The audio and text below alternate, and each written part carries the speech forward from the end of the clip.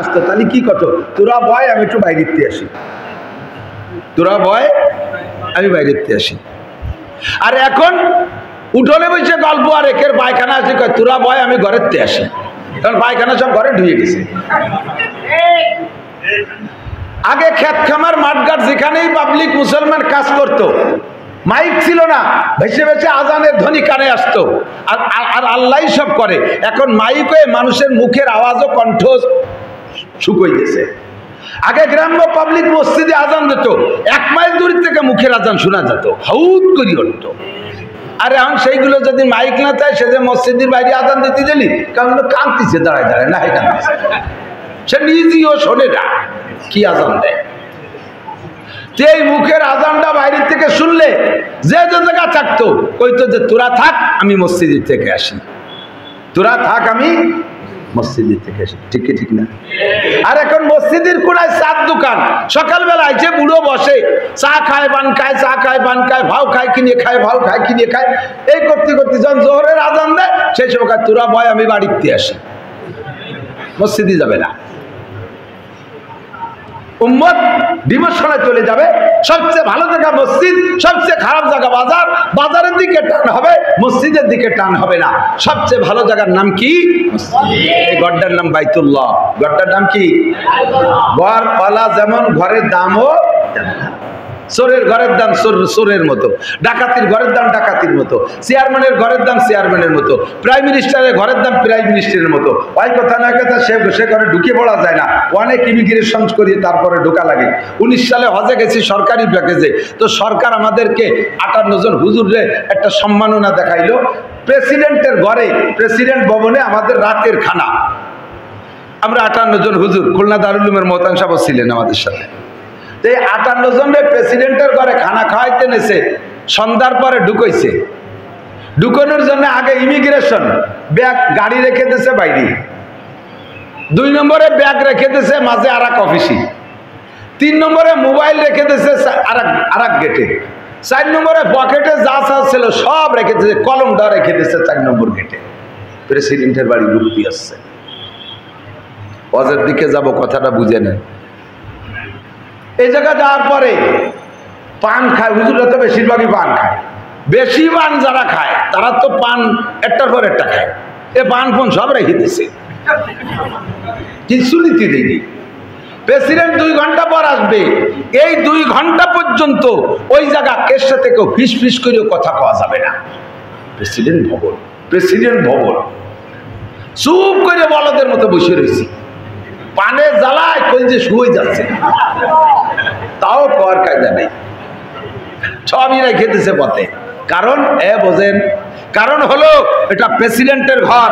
বাংলাদেশের সর্বশ্রেষ্ঠ সম্মানী মানুষটা প্রেসিডেন্ট, তার ঘরের ভিতরে এভাবে নড়াচড়া করা যাবে না, পান বিড়ি সিগারেট খাওয়া যাবে না, ফুসফাস করা যাবে না, কথা বলা যাবে না, হাসি ঠাট্টা করা যাবে না, কথা বুঝবেন তো। প্রেসিডেন্টের ঘরের ভিতরে যদি এত সতর্কতা, এত সম্মান প্রদর্শন করা লাগে, এই ঘরটার কার ঘর?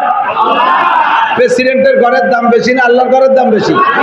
তাহলে আল্লাহর ঘরের মধ্যে কেমন বসতে হবে সেইভাবে বসতে হবে।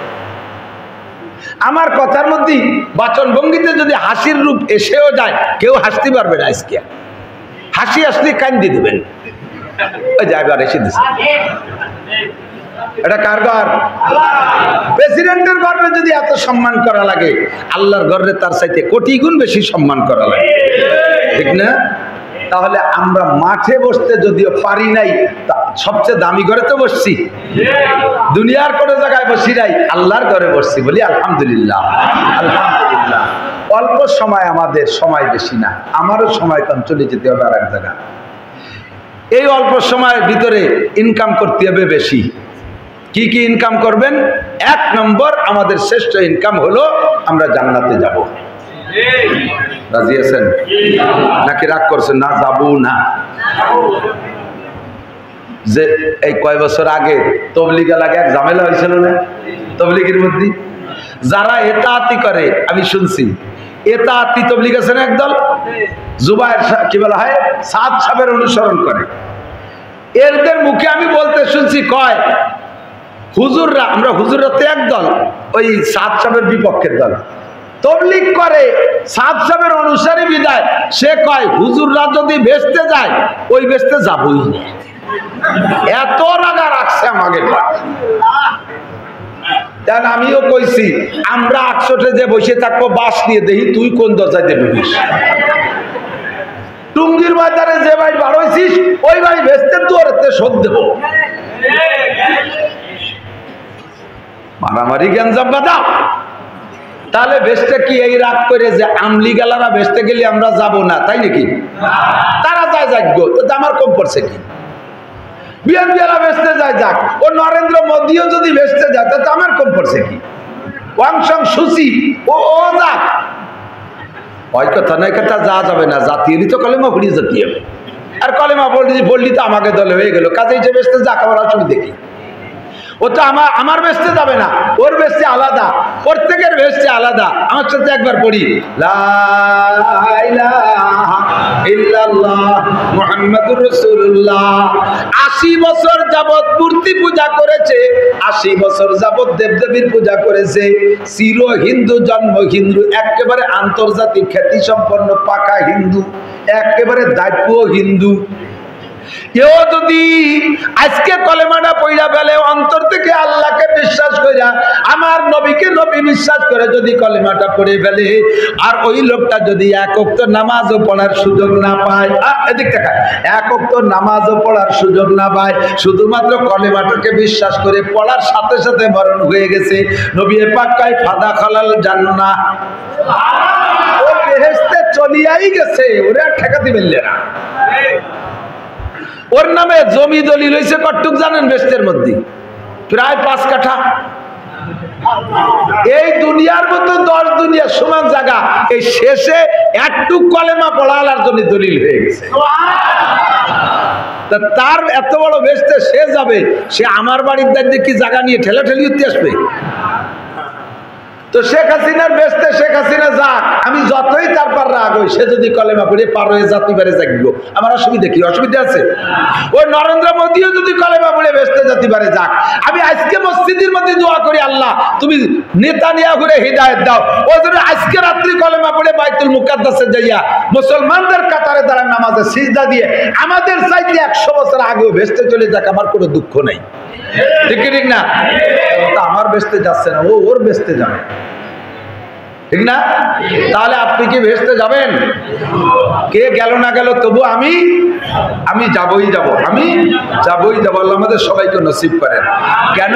বেহেশতের সম্পর্কে আমার আল্লাহ নিজে বলেছেন আদাতুল ইবাদিয়াস সালিহিন, আমি তৈরি করে রেখেছি আমার নেককার বান্দা বান্দীদের জন্য মা লা আইনুন রাআত, এত ভালো, এত ভালো নিয়ামত যা জীবনেও কেউ কোনোদিন চোখে দেখো নাই। কন্যা সুবহানাল্লাহ। ওয়ালা উযুনুন সামিয়াত, উলামায়ে কিরাম বেহেশতের বিস্তার বর্ণনা পাই টু পাই দিতে পারে নাই, আংশিক 2-4 হয়তো তোমাদেরকে বলছে, সেই লোভে জিভে বার হয়ে দৌড়ে বেড়াচ্ছ। অরিজিনাল জান্নাতের বিশাল বিবরণ কেউ দিতে পারে নাই যে কেউ শুনে থাকবে। ওয়ালা খাতারা আলা কলবি বাশার, যদি বলে আলেমরা যে বেহেশতে এরকম, কিছু কিছু বর্ণনা এমন আছে যা শুনলে তোমাদের মেনে নিতেও কষ্ট হবে, তবে তা আছেই আছে। কথা ঠিক কিনা? আমার নবী তো সচক্ষে দেখে এসেছেন। আমরাই সব কয়জনে একটা জিনিস দেখলে যতটা বিশ্বস্ত হব, আমরা কেউ দেখি নেই, নবী একা দেখে এসে বলছে তার চাইতে বেশি সত্য, ঠিক না? তো হুজুর বলেন জান্নাতের ভিতরে তোমাদের গাছপালা বাগ বাগানের কোয়ালিটি কেমন হবে? একবার বলি সুবহানাল্লাহ। এক্ষুনি জান্নাতের মধ্যে একটা গাছ লাগানো হয়ে গেছে, আরেকটা লাগানো হয়ে গেছে, লাগানো হতেই তাহলে তাকে 3 থাকা হতো। গাছের গোড়া উপর দিক, মাথা নিচের দিক, এই যে একটা ভাও কথা। গাছের গোড়া মাটিতে না থাকলে তা বাসে, কি সে কিরম গাছ আছে না নাই? হতে পারে, হতে পারে। আল্লাহ তাআলা সে ব্যবস্থা রেখেছে।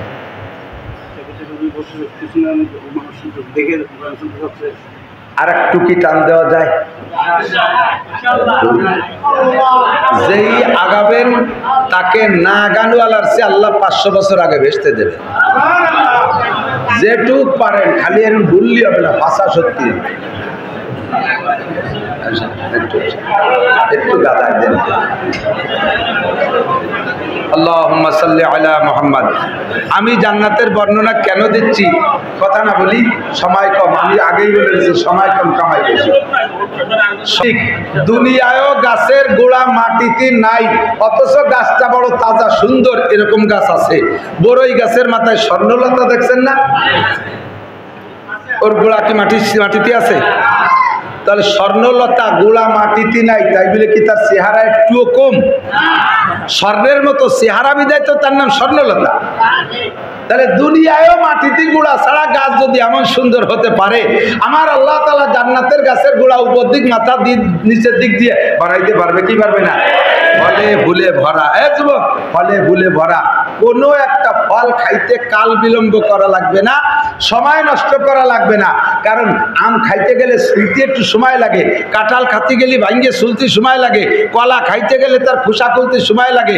কোনো ফলে জান্নাতের মধ্যে খোসা থাকবে না, নিচে ঝুলনো ঝুলনো থাকবে, সকড়া সকড়া, হাঁটা দেবে না, নাকে গালে বাজে যাবে, খালি কামড়াবে আর খাবেন। মনে করছে যে আমি ধুয়ে পড়ি না, এরকম ঠিক দিছে।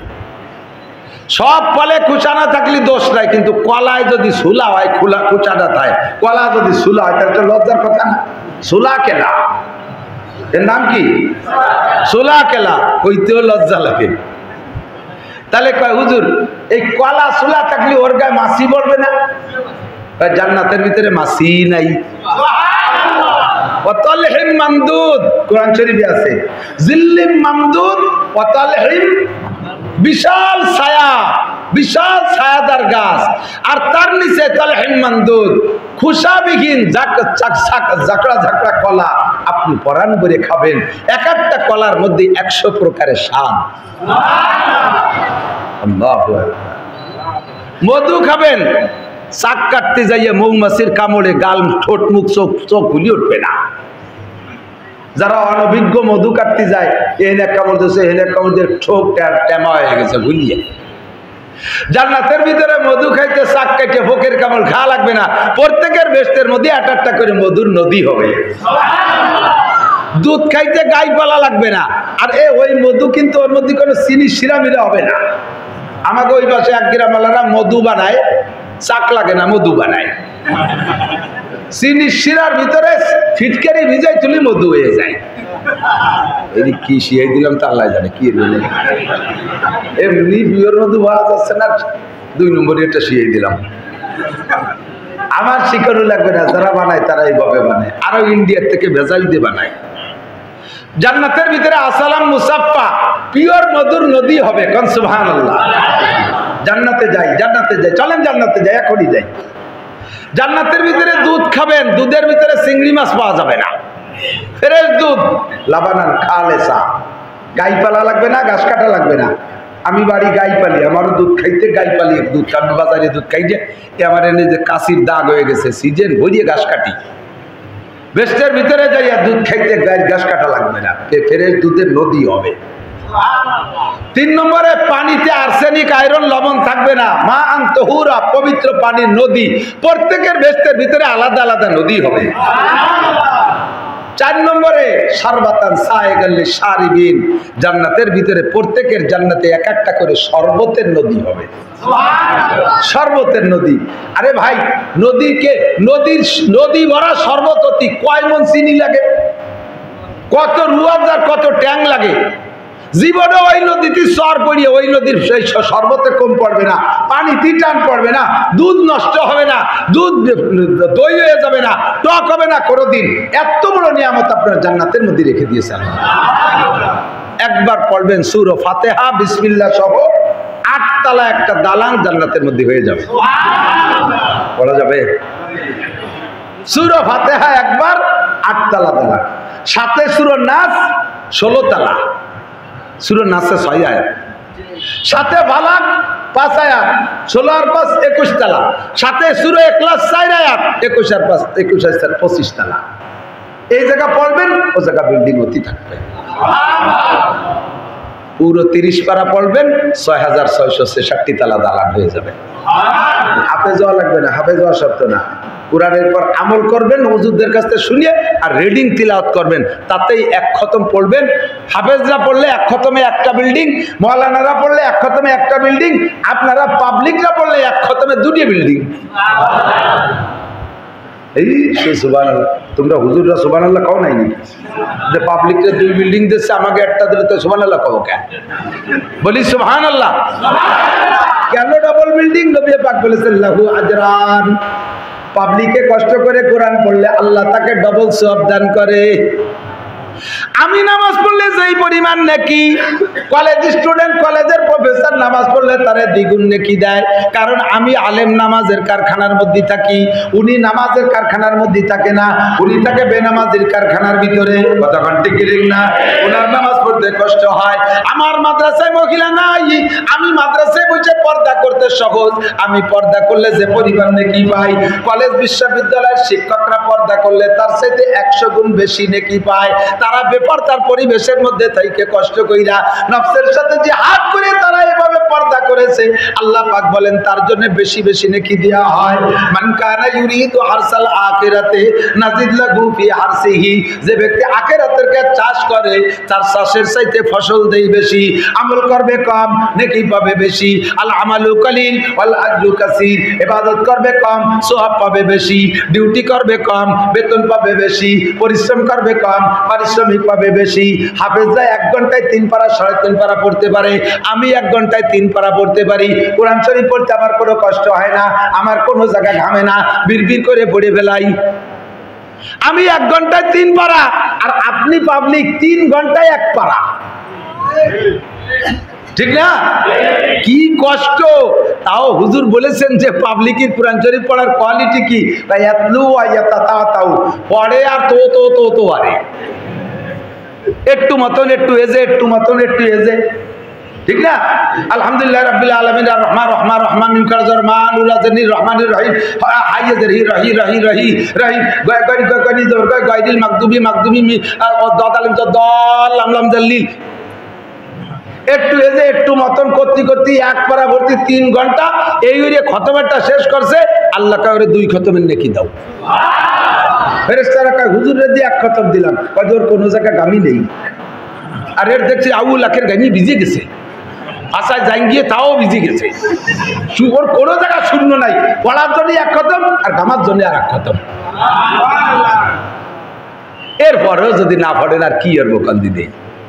এবার এই বিল্ডিং পাবেন 6666 তলা, জীবন করে 1 খতম 1টা বিল্ডিং, 2 খতম 1 খতমে 2 বিল্ডিং, 2 খতমে 4 বিল্ডিং, 4 খতমে 8 বিল্ডিং। আর হাফেজ সাহেবরা হাফেজ হইতে কমপক্ষে 1000 খতম না পড়িয়া 30 পারা মুখস্থ করতে পারে না, ওই 1000 খতমে 1000 বিল্ডিং। তাদের অন্য দিক দিয়ে পোষায় গেছে। ঠিক না? আল্লাহ এই বিল্ডিং কি দিয়ে হবে? বাগেরহাটের ইট, খুলনা এই রূপসা এই সমস্ত লাইনের ইট দিয়ে, এই নুনা ইট দিয়ে ও বিল্ডিং হবে না। লাবিনাতু মিন ফিদ্দা লাবিনাতু মিন যাহাব, একটা ইট স্বর্ণের, একটা ইট রূপার।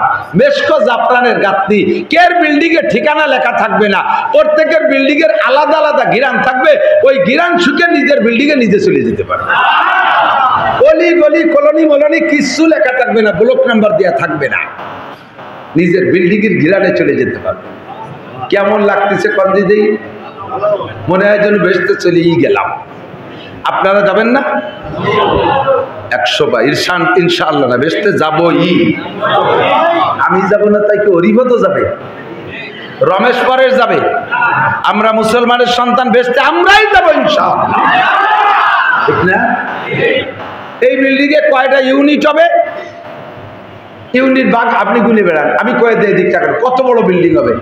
আপনার দুনিয়ায় যত আত্মীয় আছে, যত বন্ধু বান্ধব আছে, আব্বা মা দাদা দাদি নানা নানি মামা মামি খালা খালু বুবো বুবু ভাই ভাবি ভাই বেটা ভাই বেটি নাতি নাতনি পোতা পুতনি উস্তাদ ছাগরেদ পীর মোর্শেদ ছাত্র ছাত্র ভাই কর্মজীবনের বন্ধুর সাথে চার দোকানে বসে বসে গল্প করছেন, চা খাইছেন, গাড়িতে গেছিলেন, সে জায়গায় একটু ফিরিত হয়েছে। এইরকম হাজার হাজার লক্ষ মানুষ সবাই যদি বেচতে যায় আর আপনার বেচতে বেড়াইতে আসে, 1 তলার ভিতরে প্রত্যেককে আলাদা আলাদা রুম দিয়ে বসতে দেওয়ার পরেও 1 তলার ভিতরে আরো রুম বাকি থাকিয়ে যাইবে। এত বড় বিল্ডিং জান্নাতে আপনি পাবেন, কন্যা সুবহানাল্লাহ। এবার এত বড় বিল্ডিং এ একা একা থাকবো কি রে? ওরা বেড়াতে আসলিরাই আসলো, তার আগে একা একা থাকবো কি রে? কয় না, প্রথম যেদিন ব্যস্ত যাওয়া ওই দিন 72টা বউ দেওয়া হবে।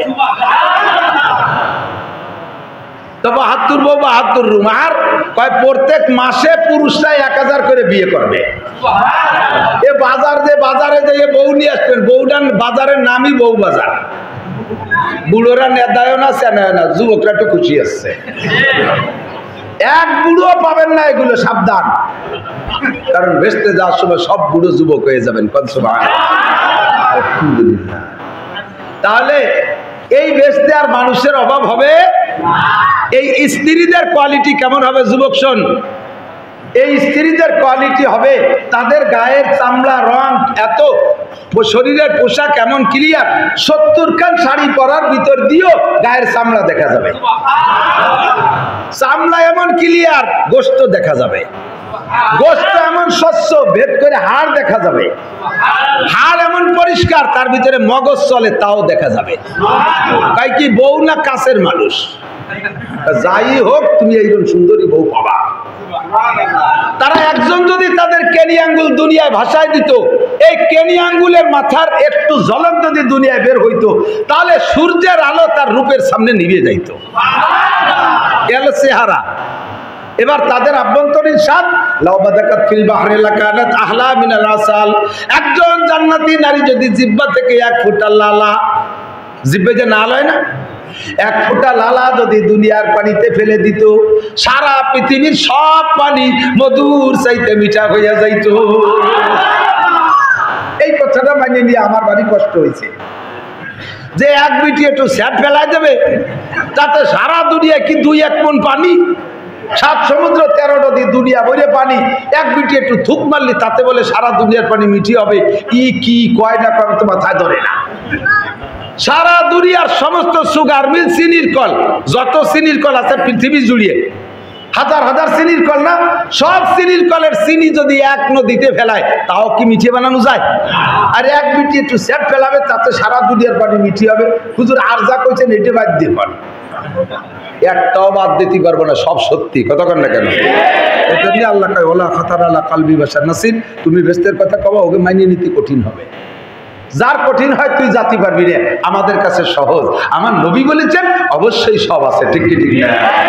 আল্লাহু আকবার। তো দোস্ত, এই যে বেহেশতে একটু বলেন, এমন কোয়ালিটি সম্পন্ন নিয়ামত সম্পর্কে আল্লাহ কি বলেন জানেন?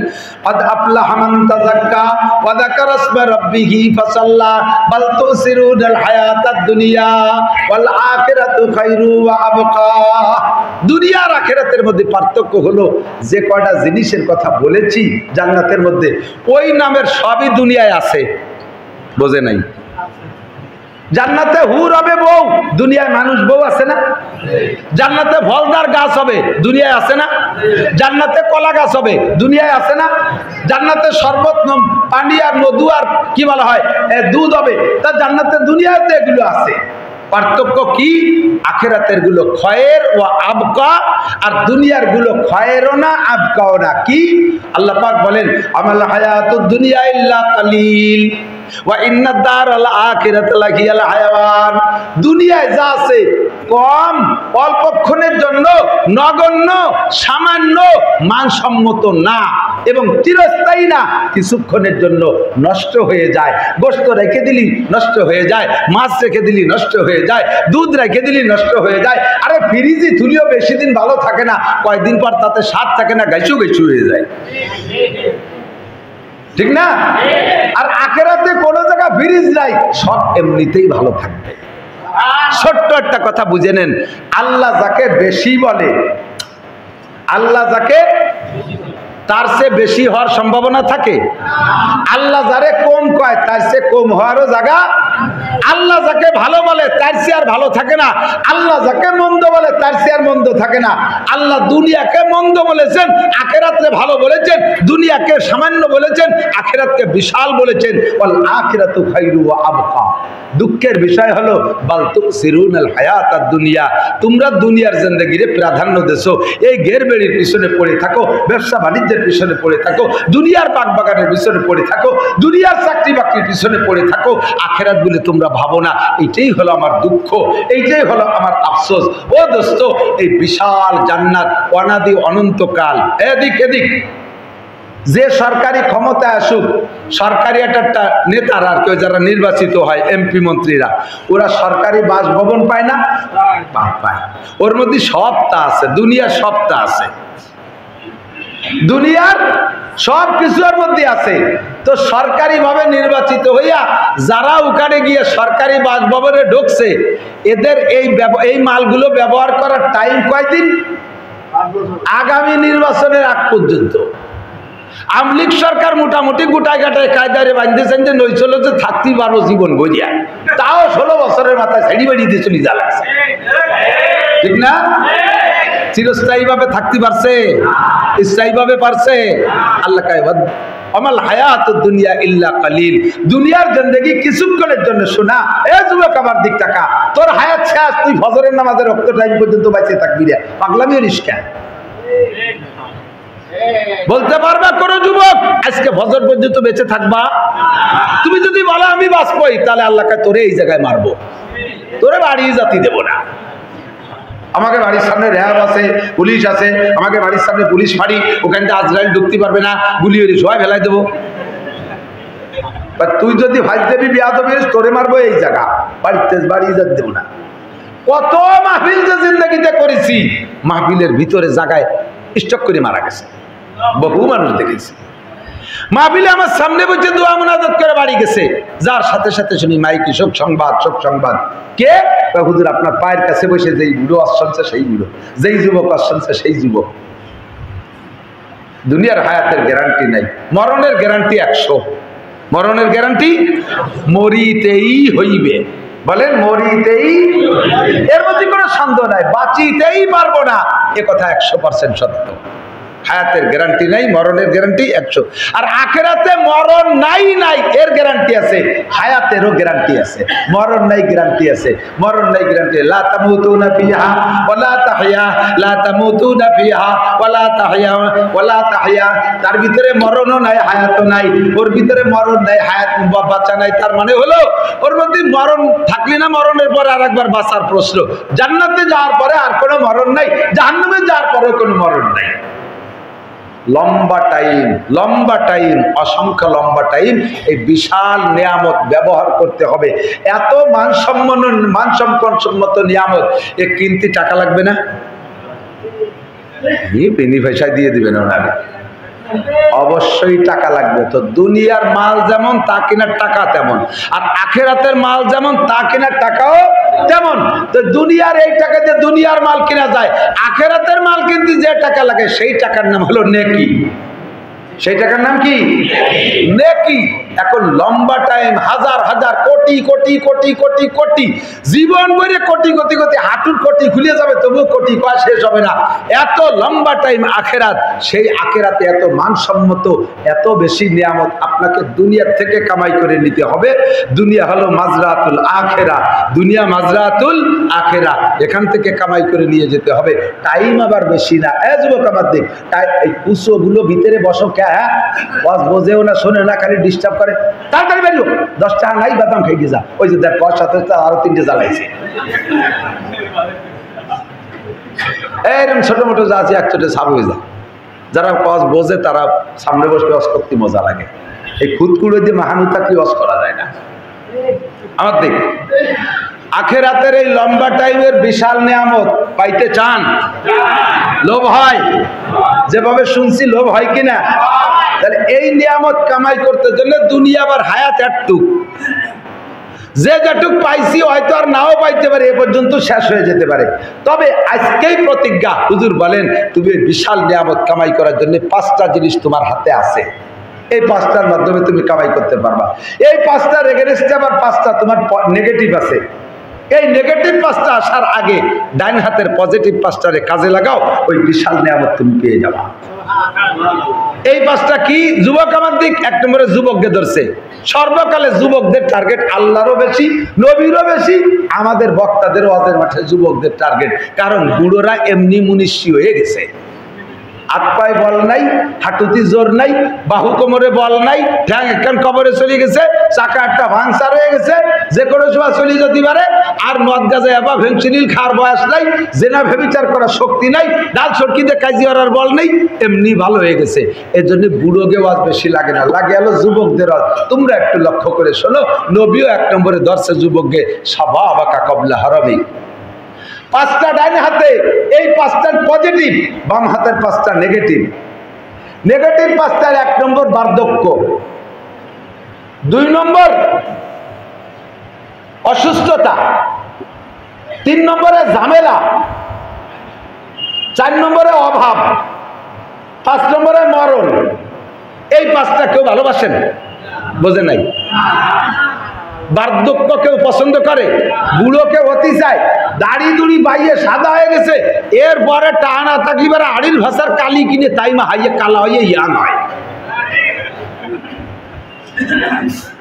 কতক্ষণ দাড়ি না কালা বানাবারে, কালা বানাইলে কিন্তু ভিতরের শক্তি যে শেষ হয়ে গেছে, ও তো কোনো হার মালেও সুজা হতে পারবে না, ঠিক না? তাহলে বৃদ্ধ কেউ হতে চায় না। একটা দাড়ি যেদিন পাকছে সেদিন আয়না ধরে দেখে খোট্টান দিয়ে উঠে ফেলেছে, বুড়ো হবো না। দাড়ি পাকলি বুড়ো হয় বা থাকতেই দেবো না। চুল পাইকে গেছে, ছেলে মেয়েরে লাগাই দিয়েছে, টানি উঠে সাফ কর, তোকে আব্বা বুড়ো হয়ে যাচ্ছে ঠেয়া।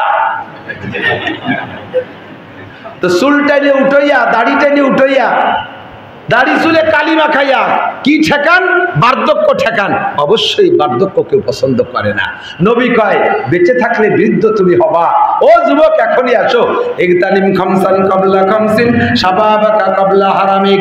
5টা জিনিস তোমার হাতে আছে, এই 5টাকে মূল্যায়ন করো, ওই বিশাল লম্বা টাইমের জান্নাত তুমি পাইবা। বিপরীত 5টা তোমার কাছে আসার আগে আগে। 1 নম্বরে শাবাবাকা কাবলা হারামিক, যৌবনকাল রে কাজে লাগাও, যৌবনকাল রে কাজে লাগাও। যৌবনকালে যুবক ইচ্ছা করলে এই খুলনা থেকে বাইসাইকেল চালাইয়া সরমনের মাঠে যাইতে পারে, ইচ্ছা করলে বাইসাইকেল চালাইয়া বিশ্ব ইস্তেমায় যাইতে পারে। কথা বলেন ঠিক না? ইচ্ছা করে চট্টগ্রাম কোন মাহফিলে যাইতে চাইলে বাইসাইকেলে তুমি চলে যেতে পারো, পায়ে হেঁটে তুমি যাইতে পারো। সুন্দরবনের মধ্যে দল ধরে যুবকরা বাঘের সাথে লড়াই করে ভিতরে ভ্রমণ করতে যায়, তাও মাঝে মাঝে খবর পাই। আল্লাহু আকবার। যৌবনকালে ইচ্ছা করলে সকাল 9টায় গোসল কইরা, তোমার শরীর ভালো আছে, ওই গোসলের ওযুতে তুমি ঈশার নামাজ পড়ে শুইতে পারো। রাস্তায় তোমার প্রতিমধ্যে এই 12-14 ঘন্টার ভিতরে একটা বায়ু আসবে না, একবার পেশাবও করা লাগবে না। তোমার শরীরটা এত সুন্দর টাইট। বৃদ্ধ হয়ে গেলে 1 ওয়াক্তের নামাজে 3 প্রকারের নামাজ পড়তে 3 বার ওযু করা লাগে। ওযু বানাইয়া যাইয়া সুন্নত পড়িয়ে বইছে ফরজের আগে, তলপেট চিপে ধরে বার হয়েছে, না তা গেল না। যাইয়ে পেশাব করে আইছে, ওযু বানায় ফরজটা পড়িয়ে দূর, তা গেল না। ফিরে আবার বাইরে যাইয়ে পেশাব করে ওযু বানাইছে, আব্দুলিকা থোড়া লাগে। সে আদ্রাবটা বুড়োর কাছে শুনিয়ে দাও, ঠিক না? আর যৌবনকালে সকাল 9টার গোসলের ওযুতে তুই হিসাব করতে পারিস, কাজে আল্লাহ তাআলা তোর কাছে চায়, যুবক, এই যুবতী তোমার কাছে যৌবনকালে ইবাদত চায়, শাফুন শাফি ইবাদাতিল্লাহ। আর সে আজিমের নিচে তোমাকে ছায়া দিয়া আল্লাহ তাআলা নিজ হাতে 500 বছর গালে উঠাই খানা খাওয়াবে। শাফুন শাহ, যে যুবক যৌবনকালটারে কাজে লাগাইলো। তাহলে যুবকরা একটু প্রতিজ্ঞা করো, আমরা আর ইবাদত কি হক একটু কয়ে নেই। ইবাদত খেয়াল করে না, আবার দিক ওদিক চাই। আমি তো উপরে বসে রয়েছি, কিনা কোন দিক মোড়া মুড়িয়ে আমি ভালো বুঝি, আমি দেখতেছি। আমি মাদ্রাসায় পড়াইনি, হুজুর তো ছাত্ররা এদিক ওদিক করলে আমি পড়াতে পারি না। আর এটা আমি ক্লাসের মতো ওই অন্যান্য বক্তাদের মতো গতানুগতিক সুর তাল কিসসা কাহিনীতে আমি ওয়াজ করতেছি না, আমি ক্লাসে পড়ানোর মতো পড়াইতেছি। আল্লাহু আকবার। কি বলতে চাইছি সবাই ভুলে গেছে। ইবাদত কাকে বলে? শুধু নামাজের নাম ইবাদত না, রোজার নাম ইবাদত না, যাকাতের নাম ইবাদত না, হজের নাম ইবাদত না, দাড়ি রাখার নাম ইবাদত না, টুপি পরার নাম ইবাদত না, মসজিদ করার নাম ইবাদত না, তিলাওয়াত করার নাম ইবাদত না, তাহাজ্জুদ ইসলাম কাবিনের নাম ইবাদত না। এই সবগুলো করছেন, এই সবগুলোর যতটুকু ইবাদত হবে তার চাইতে বড় আর একটা ইবাদত আছে। সেই ইবাদত হলো যার চুরি করার অভ্যাস আছে চুরি করা ছাড়িয়ে দাও, জিনা করার অভ্যাস আছে ছাড়িয়ে দাও, ডাকাতি করার অভ্যাস আছে ছাড়িয়ে দাও। ইত্তাকিল মাহারেমা, নবী পাক বলে যত হারাম কাজ আছে এই হারামগুলো ছেড়ে দাও। তাকুন আবাদান নাস, তাহলে তুমি হবে সবচেয়ে বড় ইবাদত করনেওয়ালা। নামাজ রোজা ইবাদত বন্দেগী করলে এই ইবাদত বেশি করলে আল্লাহ তারে সবচেয়ে বড় আবেদ কই নেই। গুনাহ করার অভ্যাস আছে এইটা ছেড়ে দিতে পারলে সে সবচেয়ে বড় আবেদ। কারণ নামাজ পড়া সহজ, কিন্তু জেনা করার অভ্যাস থাকলে সুযোগ থাকলে ছেড়ে দেওয়া ভারী কঠিন। কতক্ষণ তিলাওয়াত করা যায় লম্বা করে, তবলিগে 3 সিল্লে দেওয়া যায়, কিন্তু সুদ খাওয়ার যদি স্বভাব থাকে ও মোটে ছাড়াই যায় না, ছাড়াই যায় না। আর বেশি সুবি ক্লাসের যারা, তারা সুদ খার কৌশলী আলাদা। যারা টাকা নিতে না উদর দেওয়ার মতো টাকা নাই না দেন কোনো কাজে নাই, একজনে কয়টা টাকা থুয়ে গেছে, তার আবার স্বভাব খারাপ, সে লাভ না দিলে দেয় না, টাকা ওনার নিজের।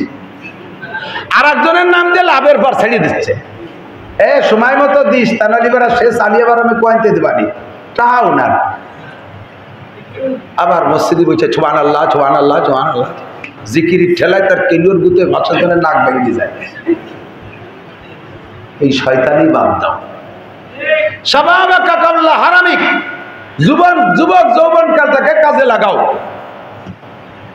যদি ইবাদত বন্দেগী করতে চাও, যে জান্নাতের ওই বিশাল নিয়ামত পাইতে চাও, তাহলে তোমাকে এখন থেকে রেডি হতে হবে। সব যুবকের 1 নম্বর প্রতিজ্ঞা, জিনা করার অভ্যাস থাকলে ছেড়ে দাও, গাঁজা খাওয়ার অভ্যাস থাকলে ছেড়ে দাও, ইয়াবা খাওয়ার অভ্যাস থাকলে ছেড়ে দাও, ফেন্সিডিল হিরোইনের অভ্যাস থাকলে ছেড়ে দাও, প্রেম প্রীতির গল্প ছেড়ে দাও, ফেসবুক ইউটিউবে বাজে ছবি দেখার অভ্যাস আছে ছেড়ে দাও। তুমি এগুলো ছেড়ে দাও, ও যুবক ছেড়ে দাও। সকল প্রকার অন্যায় ছেড়ে দিয়ে তুমি আসো, নামাজ পড়ো, বিনা হিসাবে জান্নাতে যেতে পারো। 2 নম্বর, সিহহাতাকা কাবলা সুকুমিক। এখন সুস্থ আছি সবাই, বলেন আলহামদুলিল্লাহ। আপনারা সবাই কেমন আছেন? গ্যাস তো আছে, কটটুক গ্যাস, আমার চাইতে বেশি গ্যাস আলা হাসপাতালের বিছানায় মরার জন্য শেষ নিঃশ্বাসের অপেক্ষায় আছে, আছে না নাই? তাহলে আমি তার চেয়ে সুস্থ না? আমার স্টক করছিল কটটুক, সেই স্টক নিয়ে তো আমি অশুনতে আসতে পারছি, আর একজনের স্টক নিয়ে তো হাসপাতালের বেডে শোয়া, কাজে আমি তার চেয়ে ভালো আছি। এমন করে প্রত্যেকটা রোগ কম বেশ যা আছে, আমি যেহেতু এখানে আসতে পারছি, আমি ভালো আছি, আমি সুস্থ আছি। আল্লাহ নবী কয় সিহহাতাকা কাবলা সুকুমিক, মারাত্মক মরণ ব্যাধি এসে যার আগে যে যতটুকু সুস্থ আছো এইটুকু কাজে লাগাই ফেলো, এইটুকু কাজে লাগাই ফেলো, সময় মতো কাজে লাগাই ফেলো। তুমি অসুস্থ হয়ে গেলে কিচ্ছু করতে পারবা না, অসুস্থ হয়ে গেলে কিছু করতে পারবা না। সে সময় নামাজ পড়, নামাজি মানুষ তাই অলস হয়ে যায়, ভালো লাগে না, ভালো লাগে না। আব্বা নামাজ পড়েন, তুরা পড়, হয় না, মাথায় পারি না, মাজা ব্যথা, তুরা ভর,